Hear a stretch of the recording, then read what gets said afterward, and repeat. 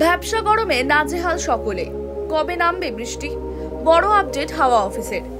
গত সপ্তাহে বৃষ্টির পর কলকাতা সহ পশ্চিমী জেলাগুলিতে তাপমাত্রা কিছুটা কমছিল, তবে এই তাপমাত্রার পারদ আজ ফের বাড়তে পারে। জুনের প্রথম সপ্তাহ থেকেই যে গ্রীষ্মের দাবদাহে অস্থিরতা বাড়ছিল বঙ্গবাসীর, তবে গতকাল থেকেই তাপমাত্রা অনেকটাই কমলেও তা আবার অস্বস্তির কারণ হতে পারে সাধারণ মানুষের। আবহাওয়া দপ্তরের পূর্বাভাস অনুযায়ী কলকাতা সহ রাজ্যের একাধিক জেলায় গতকাল বজ্রপাত সহ কালবৈশাখী বৃষ্টির সম্ভাবনা থাকলেও তা তেমন ভাবে হয়নি। ফলে আজ সেই স্বস্তির আবহাওয়া কার্যত উধাও কলকাতা জুড়ে, যা মোটামুটি গোটা সপ্তাহ জুড়েই থাকবে বলে মনে করা হচ্ছে।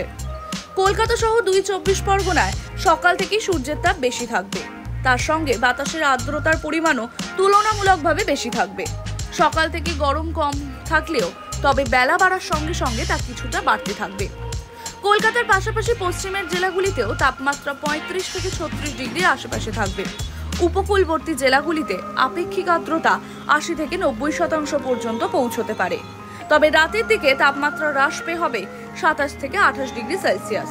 তবে শুধু কলকাতা নয়, ২ পরগনা, পুরুলিয়া, বাঁকুড়া, বীরভূম এবং পশ্চিম মেদিনীপুরেরও তাপমাত্রা কমবে এবং গরমের তীব্রতাও কমবে।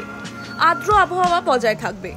তবে আবহাওয়া দফতরের খবর অনুযায়ী কলকাতা সহ দক্ষিণের জেলাগুলিতে রৌদ্রজল থেকে আংশিক মেঘলা আকাশ থাকবে কোথাও কোথাও। শনিবার পর্যন্ত কলকাতা সহ পশ্চিমী জেলাগুলিতে কালবৈশাখী ঝোড়ো বৃষ্টিপাত হয়েছে।